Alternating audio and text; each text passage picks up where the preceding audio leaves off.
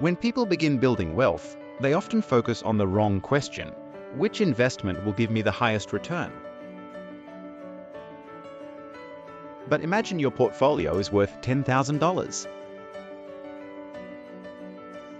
Improving your return from 8% to 9% gives you only another $100 that year.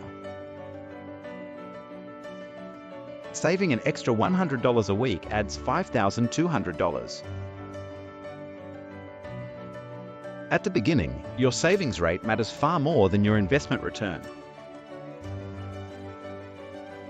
Wealth grows through two engines: the money you contribute and the return generated by the assets you own. When you start from zero, the investment engine is small, so your contributions must do most of the work. Imagine two people investing in the same portfolio at an average return of 8%.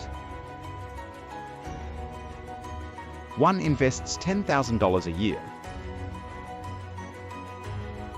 The other invests $30,000. After 5 years, their portfolios could be worth approximately $58,700 and $176,000. After 20 years, they could reach approximately $458,000 and $1.37 million. They received the same return. The difference was how much they consistently contributed. This is stage one. You build the portfolio. If you invest $30,000 a year at an illustrative 8%, reaching your first $100,000 takes roughly 3 to 4 years. Progress feels slow because the portfolio is not producing much by itself. At $20,000, an 8% return is only $1,600. At $100,000, it is $8,000. Your savings remain the main driver. This is why delayed gratification is most powerful early in the journey. But delayed gratification does not mean refusing to enjoy life. It means recognizing that sequence matters. If every pay rise immediately becomes a better car, a larger home, and more expensive habits, your lifestyle grows, but your productive capital does not. You may appear wealthier without becoming financially stronger. Delaying some upgrades allows you to buy productive assets before buying appearances. You are not saying, "I can never have this." You are saying, "I will build the foundation first." Temporary restraint can create permanent flexibility.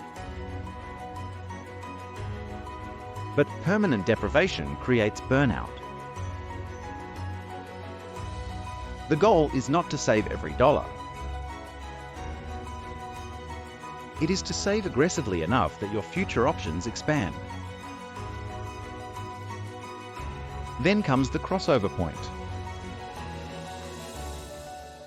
If you contribute $30,000 a year and assume an average return of 8%, a portfolio of approximately $375,000 could also generate $30,000 in an average year. Before this point, you carry the portfolio. Around this point, you and the portfolio carry the load together. This is stage 2. At $500,000, an illustrative 8% return is $40,000. Your capital may now contribute more in an average year than your personal savings. Compounding has become visible. Eventually, you may reach stage 3, where the portfolio does most of the heavy lifting. At $1 million, an 8% movement represents $80,000. Saving aggressively early is not about accumulating numbers forever.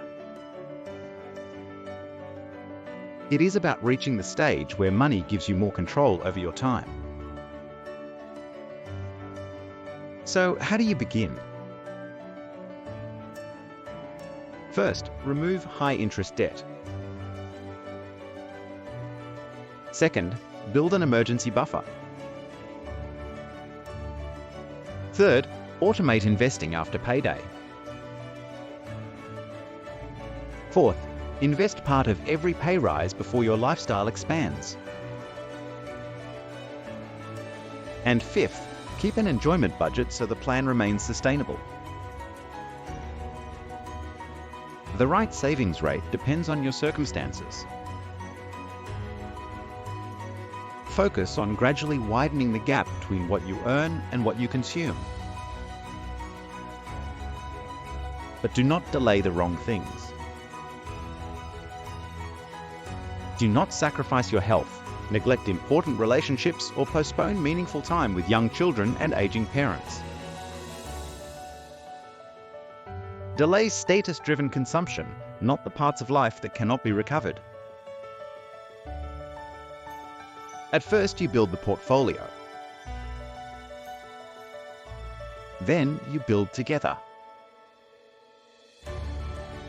Eventually, the portfolio may build for you. Save aggressively, invest simply, and give compounding time to take over. But front-load your savings without postponing your entire life. Subscribe to Trustify for practical and balanced ideas about building wealth. This video contains general information only. Investment returns are not guaranteed, and all figures are illustrative.